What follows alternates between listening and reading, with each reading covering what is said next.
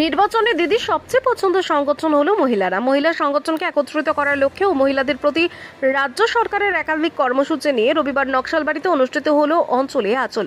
রবিবার নকশালবাড়ির কমিউনিটি হলে এই কর্মসূচিতে উপস্থিত ছিলেন দার্জিলিং জেলা সভানেত্রী পাপিয়া ঘোষ, জেলা মহিলা সভানেত্রী সুস্মিতা বসু মৈত্র, মহকুমা পরিষদের সভাধিপতি অরুণ ঘোষ সহ অন্যান্যরা। এদিন মমতা বন্দ্যোপাধ্যায়ের সরকার মা বোনেদের আঁচলে বেঁধে রেখেছে। এর জেরে মা বোনেরা সুরক্ষিত রয়েছে। আগামী দিনে দিদির নেতৃত্বে বাংলা এগিয়ে যাবে। এই সরকারের আমলে কন্যাশ্রী, সবুজ সাথী, স্বনির্ভর গোষ্ঠীর মাধ্যমে মহিলাদের স্বনির্ভর করার কাজ করেছে দিদির সরকার। মহিলাদের আরও অগ্রসর করতে এই কর্মসূচি বলে জেলা সভানেত্রী পাপিয়া ঘোষ জানান। এদিন চা বাগান থেকে শুরু করে 3 অঞ্চলের মহিলারা এই কর্মসূচিতে অংশ নেন।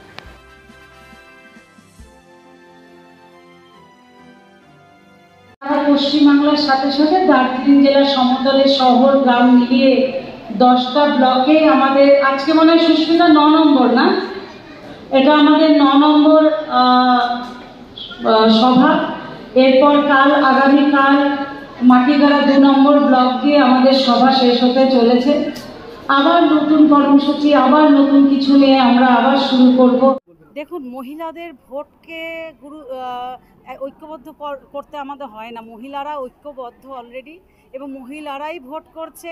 আর দিদির সব থেকে বেশি যদি কারো প্রতি ভরসা থাকে মহিলা সংগঠনের প্রতি, মহিলাদের প্রতি।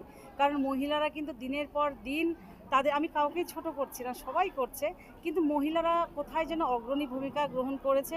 এবং চতুর্থবারও আমাদের দৃঢ় বিশ্বাস এই মহিলাদের হাত ধরেই দিদি আবার মুখ্যমন্ত্রী হবেন।